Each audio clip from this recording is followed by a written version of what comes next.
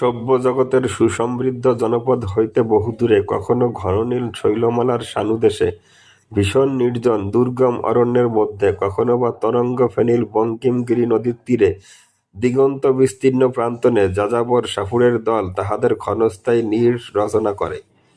এমনই এক ভবঘুরে সাপুড়ে দলের ওস্তাদ সে, নাম তাহার জহর। দলের সে বিধাতা, একচ্ছত্র অধিপতি। দলের প্রত্যেকটি লোক তাহাকে ভয় করে যমের মতো, ভক্তি করে দেবতার মতো। শুধু দলের একটি মাত্র লোক তাহার এই অপ্রতিহত প্রভুত্ব গৌরবে ঈশ্বর জ্বলিয়ে পুড়িয়ে মরে, মনে মনে দারুণ অবজ্ঞা করে ঝড়কে, কিন্তু প্রকাশ্যে তাহার বিরুদ্ধাচরণ করিবার সাহসও তাহার হয় না। এই লোকটির নাম পিশুন। তাহারও একজন অনুচর আছে। মনে মনে সে মৃত্যু কামনা করে জহরের। কখনো বা কেমন করিয়া জহরকে চূর্ণ করিয়া একদিন সে সর্দার হইয়া উঠিবে, সেই কল্পনায় চঞ্চল হইয়া ওঠে। জহর পাহাড়তলিতে গিয়াছিল বিষধর সর্পের সন্ধানে। তাহার তুবড়ি বাঁশিতে সে বাজাইতেছিল একটানা মোহনীয় সুর। বাঁশির রন্ধ্রে রন্ধ্রে গমকে গমকে তীব্র মধুর উন্মাদনা কাঁপিয়া কাঁপিয়া উঠিতেছিল। সেই সুরে আকৃষ্ট হইয়া বনের ভিতর হইতে একটি বিষধর কালীয় নাগ ফণা দুলাইতে দুলাইতে বাহির হইয়া আসিল। দারুণ উত্তেজনায় জহরের চোখের তারা দুইটি জ্বলিয়া উঠিল। হঠাৎ হাতের বাঁশিটা সে ছুঁড়িয়া ফেলিয়া দিল এবং সেই কালীয় নাগের উদ্ধত্ত ফণার সম্মুখে তাহার অকম্পিত করতল পাতিয়া ধরিল। মুহূর্তে একটি তীব্র দংশন। দেখিতে দেখিতে জহরের সর্বশরীর সেই সাপের বিষে একেবারে নীল হইয়া গেল। দলের সমস্ত লোক সভয়ে স্তম্ভিত বিস্ময়ে জহরকে ঘিরিয়া দাঁড়াইল। জহর কিন্তু নিষ্কম্প, নির্বিকার। উদ্বেগের চিহ্নমাত্র তাহার মুখে ফুটে ওঠে নাই। ধীরগম্ভীর কণ্ঠে সে মন্ত্র উচ্চারণ করিতে লাগিল এবং ধীরে ধীরে শীঘ্রই বিজয়ী বীরের মতো সগৌরবে বিস্মুক্ত হইয়া উঠিল। বিমুগ্ধ বিস্মিত জনতা সমস্বরে জয়ধ্বনি করিয়া উঠিল। মুখ কালো করিয়া পিশুন ধীরে ধীরে নীরবে সেখান হইতে সরিয়া গেল। ঠিক এমনি করিয়াই আজ পর্যন্ত জহর ৯৯ বার নিজের দেহে সর্পদংশন করাইয়া অবলীলাক্রমে বিস্মুক্ত হইয়াছে। এইবার শততম এবং শেষতম সর্পদংশন। এই সর্বশেষ সর্পের বিষ মন্ত্রবলে আপন দেহ হইতে টানিয়া বাহির করিতে পারিলেই তাহার কঠোর ব্রত উদযাপিত হইবে। সে সর্পমন্ত্রে সিদ্ধকাম হইবে। এই মন্ত্রে সিদ্ধ হয় জহরের জীবনের পরমতম লক্ষ্য, একমাত্র মহাব্রত। এই সাধনার জন্য সে কঠোর ব্রহ্মচর্য অবলম্বন করিয়াছে। আজীবন চিরকুমার থাকিয়া নিষ্কামভাবে সংযত চিত্তে ব্রত পালন করিয়া চলিতেছে। জহরের অগণিত গুণমুগ্ধ শিষ্য যখন উদ্গ্রীব হইয়া সেই শুভদিনের প্রতীক্ষা করিতেছে, তাতে তাহার জীবনে একটি অভাবনীয় ঘটনার সূত্রপাত হইল। পরিণামে এই ব্যাপারটি যে তাহার সাধনার ভিত্তিমূলকে প্রবলভাবে নাড়া দিয়া যাইবে, তাহা কি সে স্বপ্নেও ভাবিতে পারিয়াছিল?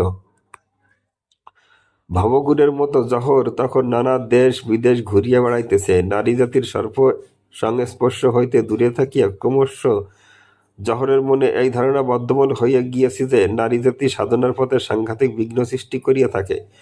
ক্রমে নারী জাতির সম্বন্ধে অন্তরে সে বিজাতীয় বিতৃষ্ণা পোষণ করিতে শুরু করিয়াছে। এমন সময় হঠাৎ একদিন সে দেখিল ক্ষীণস্রোতা একটি নদীর জলে কলার ভেলার উপরে পরমা সুন্দরী এক বালিকার মৃতদেহ ভাসিয়া চলিয়াছে। সর্পদংশনে যাহাদের মৃত্যু হয় তাহাদের নাকি দাহ করিতে নাই।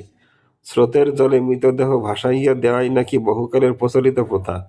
জহর কি আর করে? সাপুড়ে জাতির স্বধর্ম রক্ষা করিতে গিয়া সে নদীর জল হইতে মৃতা বালিকার দেহ তুলিয়া লইয়া মন্ত্র বলে তাহাকে পুনর্জীবিতা করিল। জীবনদান করিল বটে, কিন্তু এই বালিকাটিকে লইয়া সে কি করিবে? কে যে তাহার আত্মীয়, কে তাহার স্বজন, কিছুই সে বলিতে পারে না। বিষের প্রকোপে তাহার স্মৃতিশক্তি বিলুপ্ত হইয়া গিয়েছে। জহর বড় বিপদে পড়িল। বেচারি নিরীহ নিরাশ্রয়া মেয়েটি নিরুপায়ের মতো করুণ কাতর দৃষ্টি মেলিয়া জহরের দিকে তাকাইয়া থাকে। জহর তাহাকে ফেলিয়া যাইতে পারে না। কেমন যেন দয়া হয় মেয়েটির উপর। দারুণ ঘৃণা ধীরে ধীরে মধুর মমতায় রূপান্তরিত হইয়া আসে। সেই শেষে আশ্রয় দিয়া ফেলিল এই মেয়েটিকে। অদৃষ্টের নিষ্ঠুর পরিহার ছাড়া আর কি হইতে পারে? জহর তাহার সংস্কার বশে বালিকার নারী বেশ একেবারেই সহ্য করিতে পারিল না। সে স্থির করিল ইহাকে সে পুরুষের বেশে সাজাইয়া পুরুষের মতো মানুষ করিবে। সে তাহাকে একরকম উগ্র ঔষধ পান করাইল, যাহাতে এই ঔষধের গুণে তাহার মধ্যে নারীসুলভ কোনো চেতনার জাগ্রত না হয়। জহর তাহার নাম রাখিল চন্দন, পুরুষের নাম।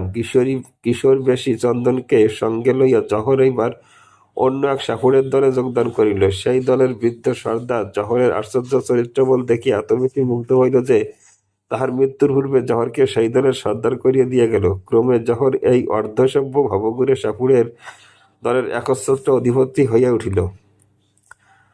চন্দন যে বালক নয়, দলের কেহই সে কথা জানে না। জহরের এক প্রিয়তম শিষ্য ঝুমর তাহার একমাত্র প্রিয় সহচর।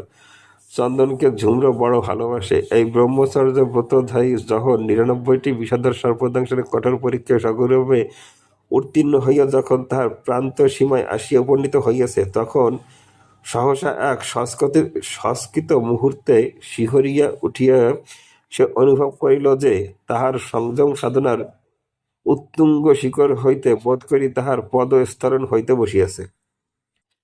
সেদিন রাত্রে শয়ন করিতে যাইবার পূর্বে অকস্মাৎ এক তীব্র মধুর বেদনার মতো চন্দনের রমণীয় সুকুমার রূপ মাধুরী তাহার বুকের মধ্যে আসিয়া বিঁধিল এবং ক্ষণিকের জন্য তাহাকে উন্মাদ অস্থির করিয়া তুলিল। প্রাণপণ চিত্ত সংযমের দ্বারা কিছুক্ষণের মধ্যেই সে তাহার এই সাময়িক মোহকে অতিক্রম করিল।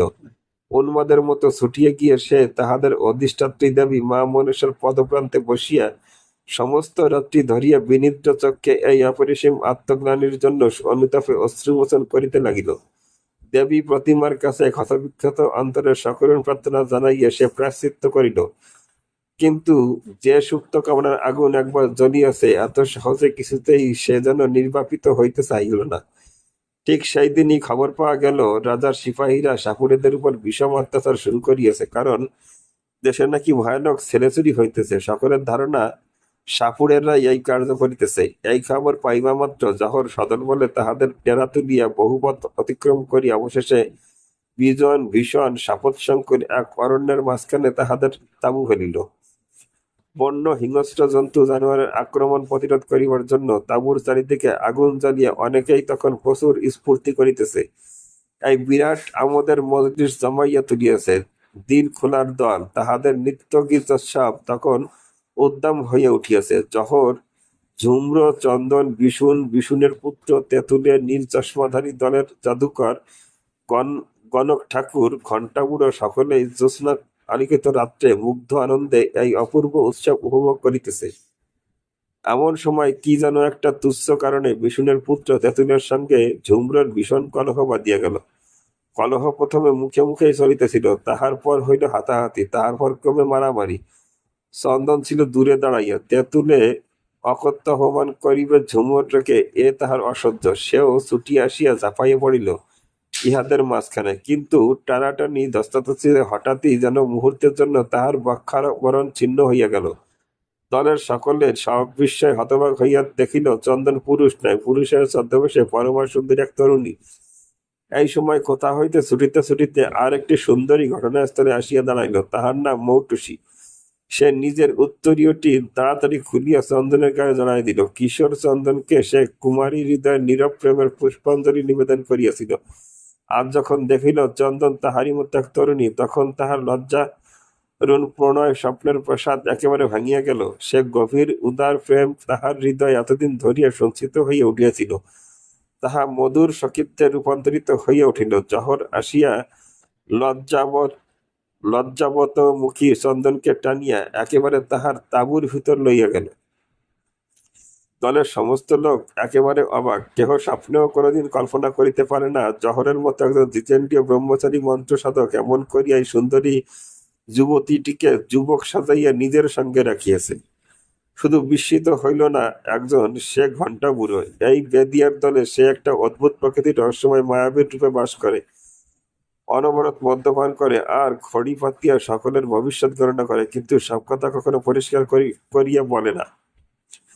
এই ব্যাপারে ঘণ্টা বুড়ো পরম বিজ্ঞের মতো মাথা নাড়িয়া সহসা এক অদ্ভুত ক্রূর অট্টহাসি হাসিয়া উঠিল। এদিকে নিভৃতে তাঁবুর এক করে থরথর করিয়া কাঁপিতে কাঁপিতে জহর ভীত হরিণীর মতো চন্দনকে সবলে আকর্ষণ করিয়া বলিতেছে, চন্দন, চন্দন, তুই আমার, একমাত্র আমার। তাহার এতদিনকার রুদ্ধ আত্মসংযমের বাঁধ ভাঙিয়া পড়িয়াছে।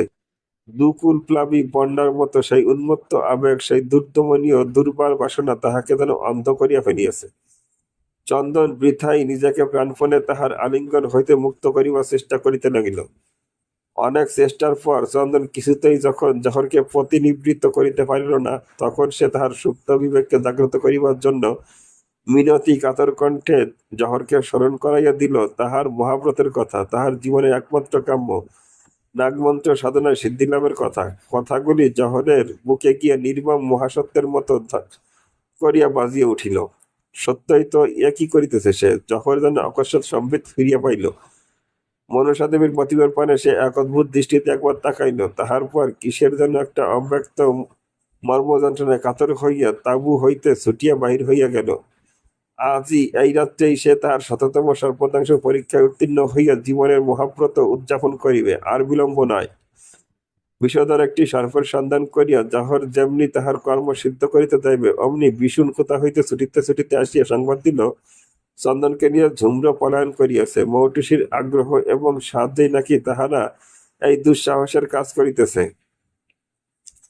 জহরের ব্রত আর সাঙ্গ করা হইল না। সে কঠোর সংযমের বন্ধনে নিজেকে সে পুনর্বার পাথরের মতো স্তব্ধ নির্বিকার করিয়া তুলিয়াছিল। বিষুণের এই মর্মান্তিক সংবাদ প্রখর স্রোতের মুখে বালির বাঁধের মতো সে সংযম কোথায় ভাসিয়া গেল।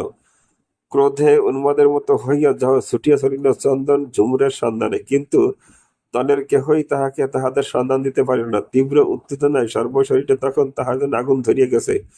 উন্মত্তের মতো তাঁবুতে প্রবেশ করিয়া সে ঝাঁপি খুলিয়া বাহির করিল বিষধর কালিয়নাগ। সেই ভীষণ কালিয়নাগকে লইয়া সে ছুটিয়া আসিল মহাকাল মন্দিরে। তাহার পর সেই কালিয়নাগকে মন্ত্রভূত করিয়া ঝুমরার উদ্দেশ্যে ছাড়িয়া দিল। ঝুমরা ও চন্দন তখন গভীর আনন্দে রোমাঞ্চিত হইয়া গান গাহিতে গাহিতে নিরুদ্দেশের পথে চলিয়াছে।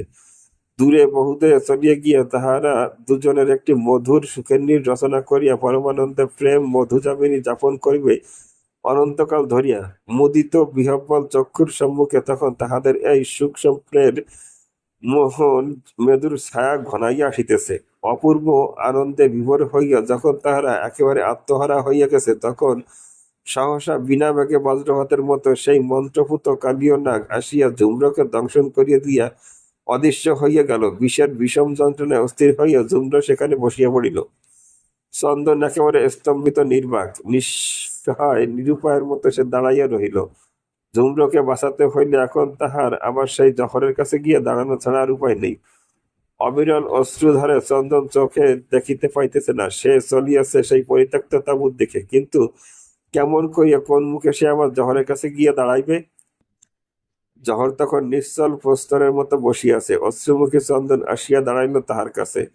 ম্লান মুখে মৃদু কম্পিত কণ্ঠে সে কহিল, ঝুমর তাহার প্রাণ অপেক্ষা প্রিয়, তাহাকে যদি সে বাঁচাইয়া দেয়, তাহা হইলে ঝুমরার প্রাণের বিনিময়ে সে জহরের কাছে আত্মবিক্রয় করিতে প্রস্তুত। জহর একটি কথাও বলিল না। স্বপ্নের মতো সে চলিল চন্দনের পিছু পিছু। নীরবে সে গিয়া দাঁড়াইল ঝুমরর বিষাক্ত নির্বর্ণ মৃতদেহের পাশে। ঝুমর বাঁচিয়া উঠিল। চন্দনের আনন্দের অবধি নাই, কিন্তু চন্দনের সময় নয়, সে প্রতিজ্ঞাবদ্ধ। ঝুমরর প্রাণের বিনিময়ে সে আত্মবিক্রয় করিয়াছে জহরের কাছে। এখন সে জহরের। ঝুমরকে সে উত্তেজিত করুণ ভগ্নকণ্ঠে বলে, তুই দূরে চলে যা ঝুমর, আমার চোখের সম্মুখে থাকিস না, আমি তোর নই।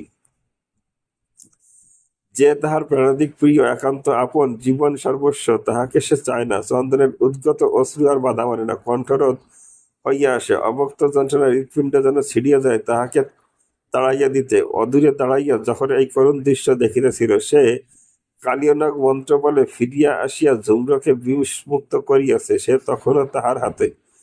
জহর একবার অদ্ভুত দৃষ্টিতে চন্দ্রের দিকে তাকাইল, একবার তাকাইল ঝুমরর দিকেও। জহর একবার মনে মনে কি যেন ভাবিল। অকস্মাৎ সে নির্বিকার ভাবে সেই কালিয়নাগের দংশন নিজের বুক পাতিয়া গ্রহণ করিল। ঝুমর চিৎকার করিয়া কহিল, ওস্তাদ, কি করিলে?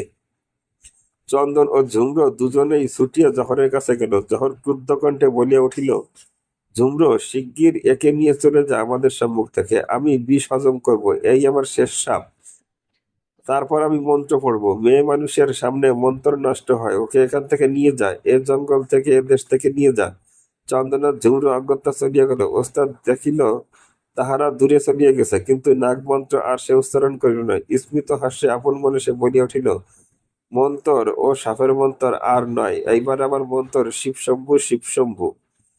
কালীয় নাগের বিষে তাহার সর্বশরীর ক্রমশ নীল হইয়া আসিতে লাগিল। চোখে দুইটি নিষ্পিত স্মিত নিস্তেজ হইয়া গেল, কিন্তু তাহার সমস্ত মুখের উপরে মনে হইল কিসের যেন এক অপার্থিব আনন্দের ভাস্কর দীপ্তি প্রতিফলিত হইয়াছে। তাহার বিক্ষুব্ধ আত্মার সমস্ত বিক্ষোভ যেন শান্ত হইয়া গিয়েছে, জীবনব্যাপী মর্মযন্ত্রণা যেন অবসান হইয়াছে। সর্বশেষ সর্পের শ্রেষ্ঠ মন্ত্র সাধনার পরিণামে সে সিদ্ধকাম হইল কি?